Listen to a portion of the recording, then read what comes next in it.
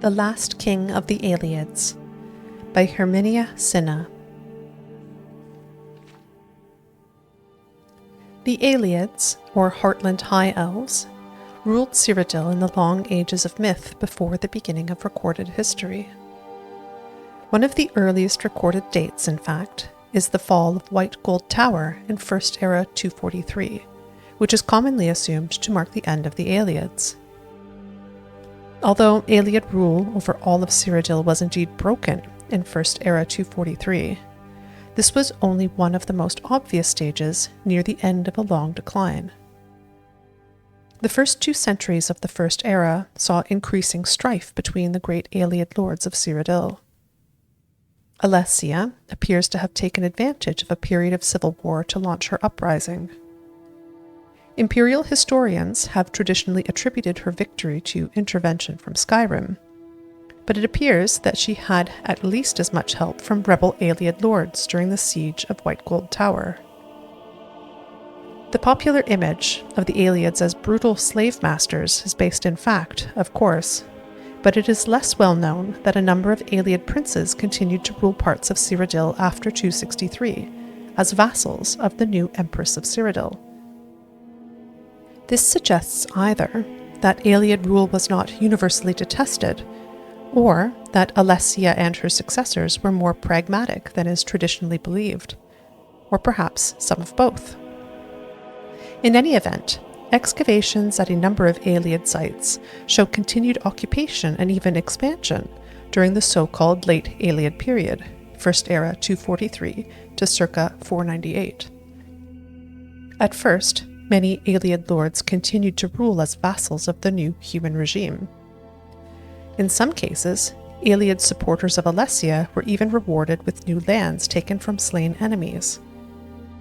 It is not clear to what extent human slavery continued under the Cyrodiilic Empire. Humans continued to dwell in the Ayleid-ruled areas of Cyrodiil, but there is nothing definitive to show under what terms. This was an uneasy relationship from the beginning, and was not destined to last long. Resentment at the continued presence of Ayleid nobles within the empire was a contributing factor to the rise of the so-called Alessian Order founded by Maruk. The first victims of the Alessians were the Ayleids of Cyrodiil. In the early 300s, the surviving Ayleid communities in human-ruled areas were obliterated one by one, the refugees temporarily swelling the power of the remaining Ayleid lordships.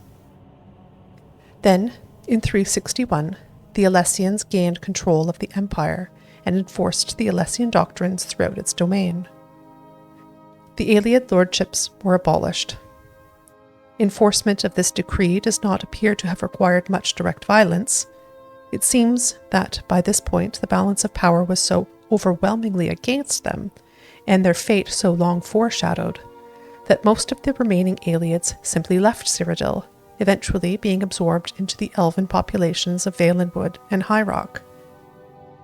Indeed, the rise of the Dreni hegemony may be linked to this exodus of Ayleids from Cyrodiil, a connection so far little studied by historians. Still, a remnant Ayleid population seems to have survived the rule of the Alessians, because we hear of the last king of the Ayleids joining the Battle of Glenumbria Moors, where the Drenis decisively defeated the Alessians in 482. How this king's people survived the preceding century is unknown.